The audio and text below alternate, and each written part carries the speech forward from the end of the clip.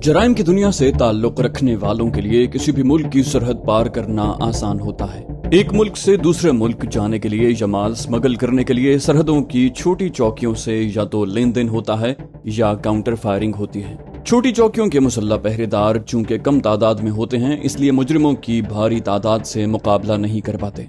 फिर मुजरिमों को तमाम मुल्कों की सरहदों के बारे में एक सिरे से लेकर उसके आखिरी सिरे तक के शहरों, गांवों, नदियों, नालों, दलदलों और रेगिस्तानी जमीनों का मुकम्मल जोग्राफिया मालूम होता रहता है। यही वजह है कि बड़े ममालिक भी अपनी सरहदों से होने वाली स्मगलिंग और फरार होने वाले मुजरिमों को पकड़ने में नाकाम रहते हैं। आपी ताबानी और मुराद को मेरी अम्मी के पास जाना था। ये तय पा चुका था कि अम्मी लंदन के उसी अस्पताल में रहकर आपी और मुराद को प्लास्टिक सर्जरी के जरिए तब्दील करेंगी और उनकी 10-10 उंगलियों के निशानात में भी तब्दीलियां लाजमी थीं। भेस बदल कर बहरी और फजाई रास्तों से भी लंदन जा सकते थे, लेकिन आपी माँ बनने वाली थीं। लाख भेस बदलने के बावजूद दुश्मन सुराग रसानों के लिए उनका पेट उनकी शनाख्त बन गया था। ये अंकल हाशिम को मालूम होता रहता था कि बहरी जहाज या तैयारों से फिर हाईवे से जाने वालों में जो भी औरत हामला होती थी, उसकी पूरी फैमिली को रोककर उस हामिला के फिंगरप्रिंट्स लिए जाते थे। एंटी मेकअप लेंस के जरिए उसके चेहरे को देखा जाता। ऐसे लेंस से पता चल जाता था कि असल चेहरे को छुपाने के लिए ऊपर से मेकअप किया गया है या नहीं। ठोड़ी के नीचे और गर्दन के पीछे मुहद्दब अदसे के जरिए मास्क मेकअप के जोड़ों को तलाश किया जाता। मुख्तसर ये कि आपी और मुराद सीधे रास्तों से लंदन नहीं जा सकते थे। अंकल हाशिम ने कहा, मैं अपने मुसल्ला मातहतों के जरिए उज़्बेकिस्तान की सरहद पार करवाऊंगा। वहां से तुम दोनों यूरोप के किसी भी शहर में जाओगे। वहां से तुम दोनों को जाली वीजा पासपोर्ट मिलेगा जिनके जरिए तुम लंदन पहुंच सकोगे।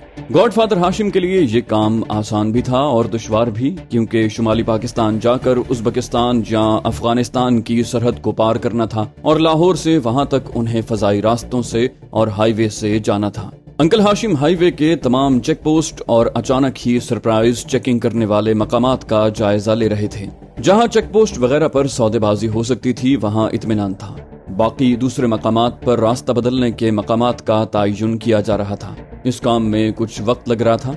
आपी और मुराद ने रिहाइश बदल दी थी। वो घर की चार दीवारी से बाहर नहीं निकलते थे। 2-4 दिनों के बाद मुराद ने झुंझुलाकर कहा, ये कोई जिंदगी है?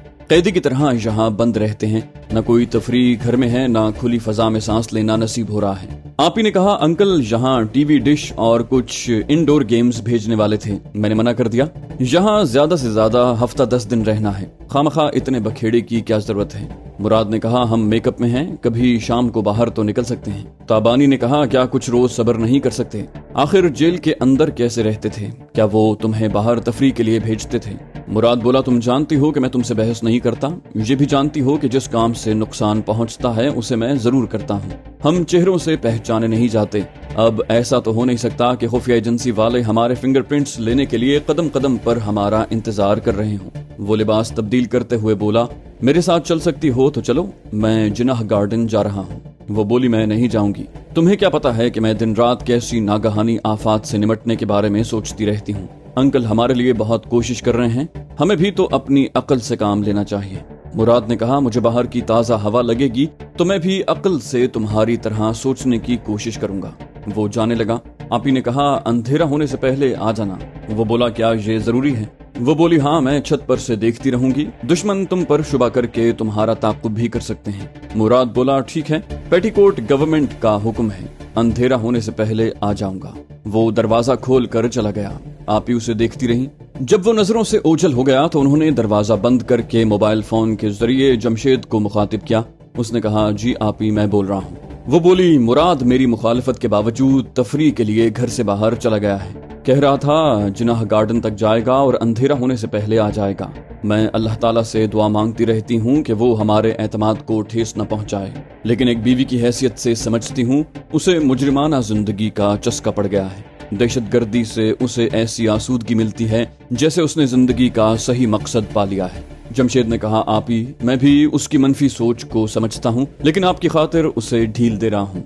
बहरहाल मैं आपके पास आता हूँ। ताबानी ने कहा, मेरे पास आने से बेहतर है उसकी निगरानी करो। जमशेद बोला, आप लिख लें, वो जिनाह गार्डन नहीं गया।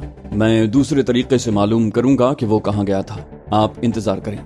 जमशेद फोन बंद करके दफ्तर से बाहर आया, फिर अपनी जीप में बैठकर तन्हा जाने लगा। उसने मोबाइल फोन के जरिए अंकल हाशिम से राब्ता करना चाहा। उनका फोन मसरूफ था। उसने आपी की रिहाइशगाह के सामने गाड़ी रोककर दरवाजे पर दस्तक दी। ताबानी ने दरवाजा खोला, फिर उसके अंदर आने पर बंद कर दिया। उसने कहा, आप मुझे उस घर का हर कमरा और चीजें दिखाएं। स्टोर रूम तो होगा, कोई कोठरी नुमा बंद कमरा भी है। वो बोली, कोठरी नहीं है, स्टोर है, आओ मैं दिखाती हूँ। उसने आपी के साथ घर के अंदर घूमते हुए मोबाइल फोन के जरिए फिर अंकल हाशिम से राब्ता किया और कहा, मुराद तफरीह के लिए घर से बाहर गया है। अंकल ने कहा, अभी ताबानी ने मुझे फोन पर बताया है, मैंने अपने जासूस लगाए हैं। वैसे वो दर्द सर बना हुआ है, मैं सिर्फ उसे ताबानी की वजह से बर्दाश्त कर रहा हूँ। जमशेद ने कहा, अंकल, उन्हें सरहद पार करवाने के सिलसिले में आप कहाँ तक कामयाब हुए हैं? मैं एक बात बता दूं कि अचानक मेरा ट्रांसफर पिंडी हो गया है। कल और परसों यहाँ रहूंगा। यहाँ का चार्ज दूसरे अफसर को देकर जुम्मे को 11 बजे एक सरकारी गाड़ी में रवाना हो जाऊंगा। मेरे साथ मेरा एक काबिल एतमाद मातहत होगा। इस तरह मैं आपी को पिंडी से भी आगे पिशावर से गुजार कर उन्हें अफगानिस्तान के बॉर्डर पर पहुंचा दूंगा। वापसी में रिपोर्ट दूंगा कि एक खतरनाक मुजरिम का पीछा करता हुआ सरहदी इलाके तक चला गया था। हाशिम ने कहा, जमशेद, तुमने तो काम बिल्कुल आसान कर दिया है। तुम वर्दी में रहोगे, सरकारी गाड़ी होगी, कोई तुम्हें नहीं रोकेगा। जमशेद बोला, लेकिन मैं सिर्फ आप ही को लेकर जाऊंगा, मुराद की मौजूदगी से गड़बड़ हो सकती है। हाशिम ने कहा, हाँ, वो साथ रहेगा तो कुछ भी हो सकता है। मैं उसे किसी दूसरे दिन उज़्बेकिस्तान के रास्ते भेज दूंगा। मैं अभी ताबानी से बात करता हूँ। जमशेद बोला, मैं आप ही के साथ हूँ, आप बात करें। आप ही ने फोन कान से लगाकर कहा, अंकल, मैं आप लोगों की गुफ्तगू सुन रही थी, प्लीज मुराद को अलग न करें, मैं उसे संभाल लूंगी। हाशिम ने कहा, बेटी, बाज हालात में जज्बात से काम नहीं लिया जाता। मेरा वादा है कि मुराद तुम्हें लंदन में मिलेगा। देखो, मैं बहुत मसरूफ हूँ, ज्यादा बहस नहीं करूंगा। मेरी बात नहीं मानोगी तो अभी तुम्हारी अम्मी को फोन कर दूंगा। फिर तुम्हारी अम्मी ने हुक्म सादिर किया तो क्या इनकार कर सकोगी? आपी ने बेबसी से कहा, आप अम्मी को फोन न करें। आपी के रजामंद होने से ये तय पा गया कि मुराद को किस तरह काबू में रखा जाएगा और उसे लंदन पहुंचाकर भी किस तरह उसकी तरफ से होशियार रहा जाएगा। मुराद ने बड़े मसाइल पैदा कर दिए थे। आपी उससे दीवानगी की हद तक मोहब्बत करती थी। फिर ये भी मुनासिब नहीं था कि वो जिस बच्चे को जन्म देती उसके बाप को हलाक कर दिया जाता।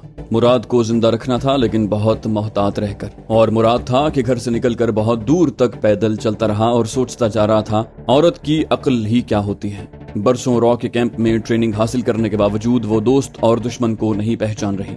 कोई भी मुजरिम वारदात करते वक्त जेल के नहीं महलों के ख्वाब देखता है, और ताबानी है कि शरीफाना जिंदगी किसी महल में गुजारने के ख्वाब देख रही है। उसे इतना तो सोचना चाहिए कि पाकिस्तानी मारूफ सियासतदानों से टकरा कर कोई सलामत नहीं रह सकता। सलामती की जमानत यही है कि फिर रॉ वालों के काम आया जाए, क्योंकि पिछले दिनों ताबानी ने मुझको आजमाने के बहाने ऐसी हरकतें की थीं कि मुझ पर से दुर्दाना बेगम का एतमाद उठ गया था। अब वहाँ रॉ वालों के सिवा कोई काम नहीं आ सकता था। वो लोग ताबानी की गद्दारी से नाराज थे। उन दिनों मैं जेल में था, मैंने कोई गद्दारी नहीं की, इसलिए वो मुझसे नाराज नहीं होंगे। अगर मैं उनके लिए कारनामे अंजाम दूंगा तो वो मेरी ताबानी को भी मुआफ कर देंगे। मैं क्या करूं?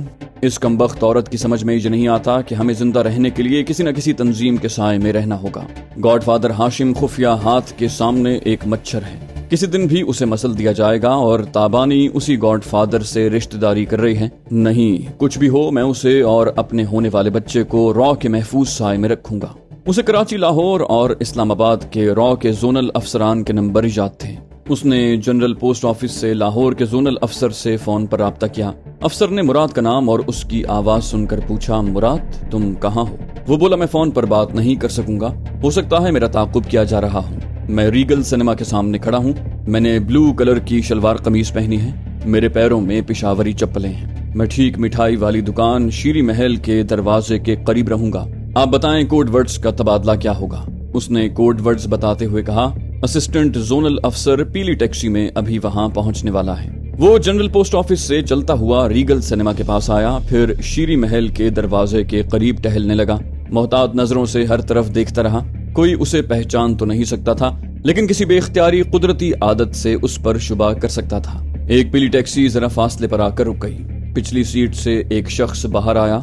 मुराद उसे पहले से जानता था। फिर उसने करीब आकर कोड वर्ड्स अदा किए। जवाब में उसके कोड वर्ड्स सुने, फिर कहा, सर, मैं आपको अच्छी तरह जानता हूँ। कोड वर्ड्स इसलिए इस्तेमाल किया कि आप मुझे मेकअप के बावजूद पहचान लें। वो दोनों टैक्सी की पिछली सीट पर बैठ गए। टैक्सी चल पड़ी। افسر نے پوچھا کہاں گم ہو گئے تھے اور اب کہاں جانا چاہتے ہو یہ بتاؤ۔ مراد نے آنکھوں سے ڈرائیور کی طرف اشارہ کرتے ہوئے کہا ہم کسی گارڈن میں جا کر بات کریں گے۔ افسر مسکرا کر بولا یہ ہمارا آدمی ہے، جہاں ڈرائیور بن کر رہتا ہے، کسی اندیشے کے بغیر بات کرو۔ مراد اس افسر کو اپنے لاہور آنے، یہاں کئی دھماکے اور تخریب کاری کے بعد جیل جانے کی تمام رودات بتانے لگا۔ افسر نے پوچھا تمہاری تابانی ہم سے بدظن کیوں ہو گئی ہے؟ وہ بولا سر تابانی نے ہی ڈاکٹر آمنہ کو اغوا کیا، پھر اچانک ہی اس کی ایسی عقیدت مند ہو گئی جیسے آمنہ کوئی جادوگرنی ہو۔ عقل کام نہیں کرتی کہ اتنی غصے اور گرم مزاج رکھنے والی اس آمنہ کے سامنے ٹھنڈی کیسے پڑ گئی۔ وہ تو اسے امی کہتی ہے اور اس کا حکم ایسے مانتی ہے جیسے بھگوان کا حکم مان رہی ہو۔ پھر وہ چونک کر بولا بھگوان کہنے سے یاد آیا اس نے دین اسلام قبول کر لیا ہے، مسلمان ہو گئی ہے۔ افسر بولا او گاڈ، پھر تو واقعی ڈاکٹر آمنہ کالا جادو جانتی ہے۔ یہ جادو کا ہی اثر ہے کہ اس نے اپنا دھرم چھوڑ دیا ہے۔ کیا اب بھی تم اسے چاہتے ہو؟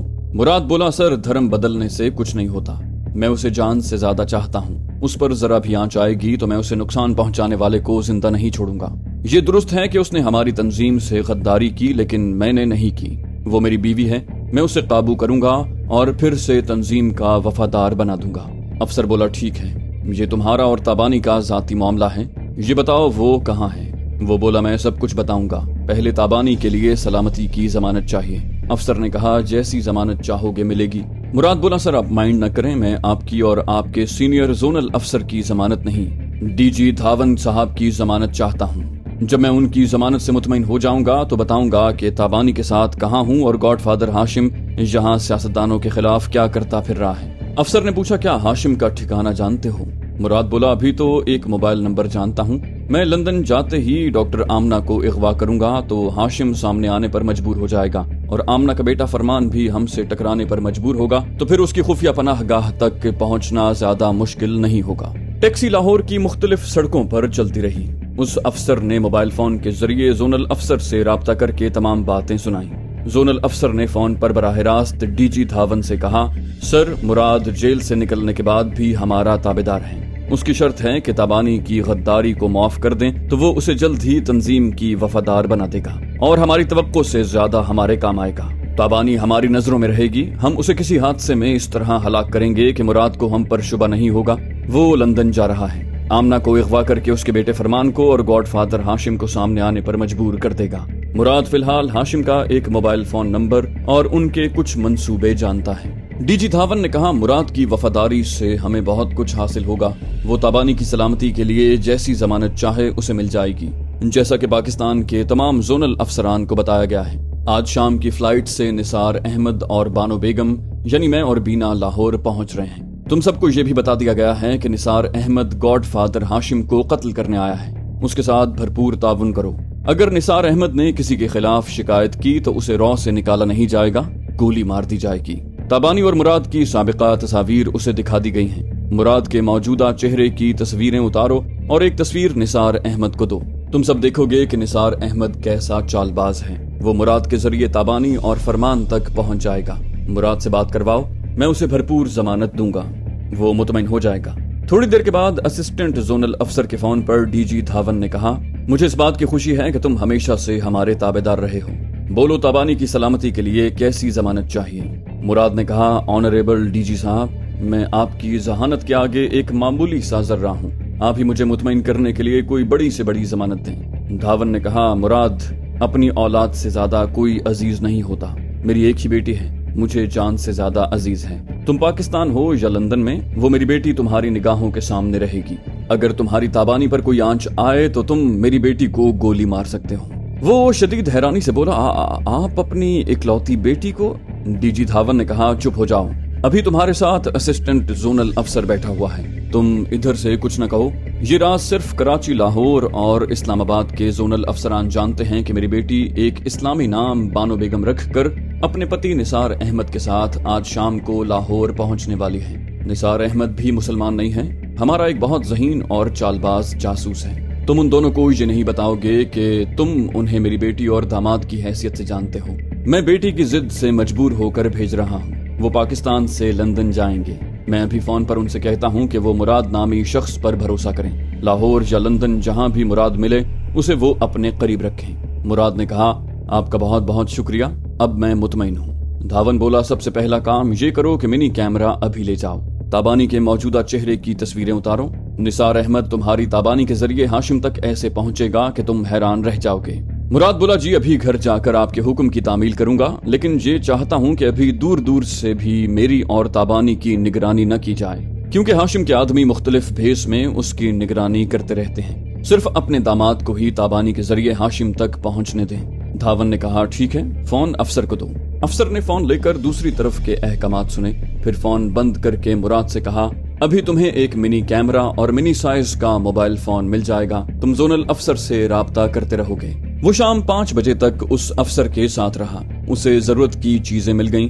फिर वो उससे रुखसत होकर दूसरी टैक्सी में बैठकर मौजूदा रिहाइश गाह से कुछ दूर उतर गया। ड्राइवर को रकम देकर पैदल चलता हुआ एक मैदान से गुजरता हुआ आने लगा। उसका ख्याल था कि ताबानी छत पर खड़ी उसे देख रही होगी, लेकिन वो छत पर नजर नहीं आई। उसने मकान के सामने आकर देखा, दरवाजा अंदर से बंद था। उसने दरवाजे पर पहुंचकर दस्तक देने के लिए हाथ लगाया तो वो जरा सा खुल गया। उसने अंदर आकर उसे अंदर से बंद करते हुए पूछा, तुम कहाँ हो? उसे जवाब न मिला। वो पहला कमरा उनका बेडरूम था। उसने इधर उधर नजर दौड़ाई तो तकिए पर एक तह किया हुआ कागज दिखाई दिया। उसने आगे बढ़कर उसे उठाया, उसे खोलकर पढ़ा। लिखा हुआ था, परेशान न होना। अचानक अंकल का फोन आ गया। उन्होंने अभी बुलाया है। इस वक्त 5 बज रहे हैं, मैं 3 या 4 घंटे में आ जाऊंगी। हम रात का खाना एक साथ खाएंगे। वो तहरीर पढ़ करने लगा, ये मेरा पीछा तो नहीं कर रही थी, बड़ी चालबाज है, लेकिन मैं भी कम नहीं हूँ। जनरल पोस्ट ऑफिस पहुंचने तक मोहतात रहा हूँ। दूर दूर तक वो या कोई दूसरा ताकुब करने वाला नजर नहीं आया। उसने घर के दूसरे कमरे, किचन और स्टोर रूम में जाकर यूं ही सरसरी सी नजर डाली। घर बिल्कुल खाली था। उसने पलंग के पास आकर खिड़की के बाहर देखा। फिर उसने मोबाइल फोन निकाल कर जोनल अफसर से राब्ता करके कहा, सर, ताबानी अहम मामलात में मुझ पर भरोसा नहीं करती है। शायद उसने जानबूझकर मुझे घर से बाहर जाने दिया था। मेरे जाते ही वो गॉडफादर हाशिम से मिलने गई है। जोनल अफसर ने कहा, आज शाम तक हमारा एक चालबाज जासूस निसार अहमद आ रहा है। तुम कल भी घर से निकलो, मगर उससे पहले किसी तरह ताबानी की तस्वीर उतार लो, ताकि वो तस्वीर के जरिए हाशिम तक पहुंच जाए। मुराद बोला, सर, डीजी धावन साहब ने मुझे बता दिया है कि उनकी बेटी और दामाद आ रहे हैं, और ये राज सिर्फ यहाँ के 3 जोनल अफसरान जानते हैं। चौथा राजदार मैं हूँ। अफसर ने कहा, तो कल जिस वक्त भी ताबानी की तस्वीर लेकर आओगे, मैं उनकी बेटी और दामाद से तुम्हारी मुलाकात करवाऊंगा। मुराद ने कहा, ऐसे तो मैं ताबानी की तस्वीर नहीं उतार सकता। जब वो नींद में होगी तो तस्वीर उतार सकूंगा। तस्वीर में उसकी आंखें बंद होंगी। अफसर ने कहा, कोई बात नहीं, उसका मौजूदा चेहरा तो दिखाई देगा। मुराद ने कहा, ठीक है, कल मैं घर से निकलने के बाद आपको फोन पर इत्तला दूंगा, फिर वहीं रीगल चौक में मुलाकात होगी। उसने फोन बंद कर दिया। अपनी अटैची खोलकर मोबाइल फोन और कैमरे को तमाम कपड़ों और दीगर सामान के नीचे छुपा कर रखा। फिर गुस्ल करने के लिए लिबास निकाला। अटैची को बंद करने के बाद दरवाजे को देखा, फिर घड़ी को देखा। 7:30 बजे थे। ताबानी ने लिखा था कि वो 3-4 घंटे में आ जाएगी। अब उसके आने का वक्त हो रहा था। उसने दरवाजे के पास आकर उसे बंद रहने दिया। उसकी चिटखनी हटा दी ताकि गुस्ल करने के दौरान में ताबानी दस्तक दिए बगैर आ सके। उसने गुस्ल खाने में आकर नलके के नीचे बाल्टी रख कर उसे खोला। बाल्टी में पानी गिरने की आवाज सुनते ही जमशेद पलंग के नीचे से निकला, दरवाजे को खोला, फिर बाहर जाकर आहिस्तगी से दरवाजा बंद कर दिया। उसने ताबानी से कहा था कि मुराद का ताकुब करना जरूरी नहीं है, वो अपने तौर पर मालूम कर लेगा, और उसने शहर की तमाम सड़कों पर ताकुब करने की बजाय उसी के घर में घर का भेदी बनकर तमाम मालूमात हासिल कर ली थी। आपी को कुछ तकलीफ महसूस हो रही थी। मेरी अम्मी ने बहुत पहले ही कह दिया था कि जैसे जैसे ज़चगी के दिन करीब आते जाएंगे, आपी दूसरी हामिला औरतों के मुकाबले में ज्यादा तकालीफ से गुजरेगी और ज़चगी होने तक बड़े मसाइल पैदा होते रहेंगे, क्योंकि वो पैदाइश के वक्त मर्द थी। रफ्ता रफ्ता जिन्स तब्दील होती रही और तब्दीली के आखिरी मरहले पर जिस डॉक्टर ने भी ऑपरेशन किया, उस ऑपरेशन में कोई तिब्बी खामी रह गई थी। आपी मुराद के बाहर जाने के बाद उसे एक खत लिखकर अंकल हाशिम से मिलने आई। उन्हें बताया कि एक लेडी डॉक्टर की जरूरत है। मेरी अम्मी के साथ लाहौर में काम करने वाले कई डॉक्टर्स और लेडी डॉक्टर्स थीं। अम्मी ने उनमें से 3 डॉक्टर्स को अंकल हाशिम का राजदार बनाया था। अंकल ने अपने एक मोतमिद खास को एक लेडी डॉक्टर के पास भेजा। उस लेडी डॉक्टर ने आकर एक बंद कमरे में आपी का मुआयना किया। काफी देर के बाद आकर लेडी डॉक्टर ने कहा, मैंने अभी दवाएं खिलाई हैं, ये ज़चगी का दर्द नहीं है। ज़चगी में अभी 3 माह बाकी हैं, लेकिन कुछ अंदरूनी प्रॉब्लम्स पैदा हो रही हैं। अंकल ने पूछा, क्या अस्पताल में दाखिल करवाना होगा? लेडी डॉक्टर ने कहा, अभी नहीं, हमारी सर्जन आमना ने कहा था ताबानी के साथ कोई प्रॉब्लम हो तो उन्हें फौरन इत्तला दी जाए, प्लीज आप उनसे मेरी बात करवाएं। अंकल ने अम्मी से राब्ता करके कहा, बाजी लेडी डॉक्टर फिरोजा आपसे ताबानी के सिलसिले में बात करना चाहती हैं, मैं डॉक्टर को फोन दे रहा हूँ। डॉक्टर फिरोजा ने फोन लेकर कहा, मैडम जिन्स की तब्दीली का जो आखिरी ऑपरेशन किया गया था वही प्रॉब्लम है, इसलिए ताबानी तकलीफ महसूस कर रही थी, मैंने दवाएं दी हैं, अब वो नॉर्मल है, सो रही है। अम्मी ने कहा, फिरोजा जचगी से 2 माह पहले एक माइनर ऑपरेशन करना होगा। वो बोली, मैडम मैं आपसे ज्यादा सर्जरी के बारे में नहीं जानती, इसलिए पूछ रही हूँ क्या ये ऑपरेशन खतरनाक नहीं होगा, माँ और बच्चे दोनों को नुकसान पहुंच सकता है। आमना ने कहा, तुम्हारा अंदेशा दुरुस्त है, कुछ भी हो सकता है, उसके माँ बाप होते तो ऐसे ऑपरेशन की इजाजत न देते और न ही कोई दूसरा सर्जन ऐसे ऑपरेशन का खतरा मोल लेता, लेकिन मैं ताबानी की माँ हूँ, ये अच्छी तरह जानती हूँ, ऑपरेशन न किया गया तो वो बचेगी नहीं, इसलिए मैं तमाम तजुर्बात के पेश नजर इंशाल्लाह बड़ी महारत और एहतियात से ऑपरेशन करूंगी, तुम फोन हाशिम को दो। हाशिम ने फोन लेकर कहा, जी मैं बोल रहा हूँ। आमना ने कहा, हमारे खुफिया ऑपरेशन थिएटर में यूं तो किसी मशीन और आलात की कमी नहीं है, फिर भी डॉक्टर फिरोजा से कहो एक बार इस ऑपरेशन थिएटर का हर सामान अच्छी तरह देख ले, जिन चीजों की कमी हो उनकी फहरिस्त बनाकर तुम्हें दे दे, अभी जल्दी नहीं है, 20-25 दिनों के बाद ऑपरेशन होगा, ताबानी अभी नॉर्मल रहेगी। हाशिम ने कहा, क्या आप यहाँ आएंगी? आमना ने कहा, हाँ, ताबानी के फिलहाल नॉर्मल रहने के बावजूद उसे हाईवे और कच्चे नाहमवार रास्तों से सफर नहीं करना चाहिए, उसे ज्यादा से ज्यादा आराम करने के लिए कहो, सैर तफरी उसके लिए बेहतर होगी, लेकिन वो किसी भी दुश्मन के मुकाबले में एक्शन में न रहे, उसकी कमी पूरी करने के लिए फरमान बीना के साथ पहुंच रहा है। हाशिम ने कहा, जी फरमान ने मुझे ये इत्तला दी है कि वो निसार अहमद बनकर अपनी बीवी बानो बेगम के साथ शाम को आ रहा है, रॉ वाले खुश हैं कि वो मुझे यहाँ कत्ल करने वाला है। फोन पर गुफ्तगू करने के बाद उन्होंने डॉक्टर फिरोजा से कहा, बाजी ने आपसे कहा है मेरे एक मातहत के साथ खुफिया ऑपरेशन थिएटर में जाएं, तमाम सामान चेक करें,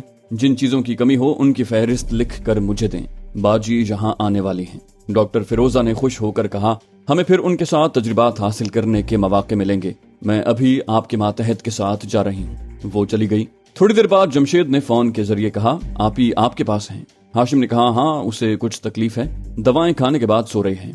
जमशेद ने कहा, मुझसे कह रही थी कि उनकी तबीयत कुछ ठीक नहीं है, वो आपके पास जा रही हैं, अंकल खैरियत तो है? हाशिम ने कहा, फिलहाल खैरियत है, लेकिन आगे चलकर जचगी के सिलसिले में मसाइल पैदा होंगे, इसलिए बाजी आमना लंदन से यहाँ आ रही हैं। उन्होंने सख्ती से मना किया है कि ताबानी कोई लंबा और तकलीफ दे सफर नहीं करेगी। जमशेद ने कहा, बेहतर यही होगा कि वो सफर न करें और आपके पास महफूज रहें, लेकिन मुराद को यही बताया जाएगा कि अचानक मेरा ट्रांसफर कराची हो गया है, मैं उन्हें अपनी हिफाजत में कराची ले गया हूँ। हाशिम ने पूछा, क्या मुराद के बारे में कुछ और मालूम हुआ है? जमशेद ने कहा, कुछ नहीं, बहुत कुछ मालूम हुआ है। मैं आज आप ही की खुफिया रिहाइश गाह में गया था, वो चाहती थी कि मैं मुराद का ताकुब करूं। मैंने कहा, आप अंकल के पास जा रही हैं, मैं इस घर में ही रहकर मुराद के मुताल्लिक कुछ मालूम कर लूंगा। आप ही मुराद को एक खत लिख कर चली गईं। मैंने अपने मातहत के जरिए सरकारी जीप वहां से भेज दी और घर का दरवाजा बंद करके वहां छुपा रहा। जमशेद ने वहां छुपने के बाद मुराद की फोन वाली जितनी गुफ्तगू सुनी थी वो सब तफसील से बताई। हाशिम ने कहा, वो आस्तीन का सांप है, हम ताबानी की वजह से उसे ढील देते रहे, अब भी उसे नुकसान नहीं पहुंचाएंगे, लेकिन यही कहकर ताबानी को उससे दूर रखेंगे कि वो तुम्हारे साथ कराची गई है। जमशेद बोला, मुराद ने फोन पर यह भी कहा था कि डीजी धावन की बेटी और दामाद यहाँ आ रहे हैं और ये राज 3 जोनल अफसरान के अलावा वो भी जानता है। हाशिम ने कहा, हाँ, फरमान ने फोन के जरिए मुझे बता दिया है कि डीजी धावन ने उसे बेटा और बीना को बहू बनाया है। उन दोनों के चेहरे और तमाम शनाख्ती निशानात मिट चुके हैं, अब उनके नाम निसार अहमद और बानो बेगम हैं। मुराद को किसी सिलसिले में धोखा दिया जा रहा है। डीजी धावन ने मुराद से कहा कि उसकी बेटी और दामाद आ रहे हैं, जबकि हमारा अपना फरमान बीना के साथ आ रहा है। रॉ वालों के एतमाद के मुताबिक उनका एक निहायत चालबाज जासूस अपनी बीवी के साथ मुझे हलाक करने और ताबानी और फरमान को ढूंढ निकालने आ रहा है। जमशेद ने कहा, अब समझ में आया कि मुराद आपी की नींद के वक्त उनकी तस्वीरें क्यों उतारना चाहता है। फिर जमशेद ने हंसते हुए कहा, रॉ वाले आपी की तस्वीर हमारे ही फरमान को निसार अहमद समझ कर देंगे। ये अच्छा गेम चल रहा है, इसे चलना चाहिए। अब मैं आपी के बेदार होने के बाद राब्ता करूंगा। उनका राब्ता खत्म हो गया। रात को खाने के वक्त आपी बेदार हो गईं, बिस्तर पर उठकर बैठ गईं। अंकल ने पूछा, कैसी तबीयत है? वो बोली, अब ठीक हूँ, दवाओं ने अच्छा असर दिखाया है, लेकिन इन दवाओं में एक नींद लाने वाली दवा भी है। मैं वक्त पर दवाएं खाऊंगी लेकिन वक्त बेवक्त सोना नहीं चाहती। हाशिम ने कहा, तुम्हें सोना भी चाहिए और जागने के बाद आराम भी करना चाहिए। ये तुम्हारी अम्मी का हुक्म है। वो बोली, अम्मी, क्या आपने अम्मी को मेरे बारे में बताया है? हाशिम ने कहा, डॉक्टर फिरोजा ने उन्हें मेडिकल प्रॉब्लम्स बताए हैं, वो यहाँ आ रही हैं। वो हैरानी से बोली, कौन? मेरी अम्मी आ रही हैं? या अल्लाह, माँ ऐसी होती है, औलाद की तकलीफ सुनते ही हजारों मील दूर से चली आ रही हैं। हाशिम ने कहा, उनकी ममता को समझो और उनकी हिदायत पर अमल करो। उन्होंने कहा है कि तुम यहीं रहोगी, ज्यादा से ज्यादा आराम करोगी। बाजी ने सख्ती से ताकीद की है कि तुम आइंदा दुश्मनों के मुकाबले पर एक्शन में नहीं रहोगी। ताबानी बोली, अम्मी का हुक्म सर आंखों पर, लेकिन मुझे मुराद के पास जाना चाहिए। हाशिम ने कहा, जमशेद की नजरों में कोई मुजरिम आ जाए तो वो उसकी जड़ों तक पहुंच जाता है। उसने मुराद के बारे में जो मालूमात हासिल की हैं, जरा तवज्जो से सुनो। अंकल एक कुर्सी पर बैठकर आपी को मुराद के बारे में हकायक बताने लगे और वो बड़े दुख से सुनने लगी।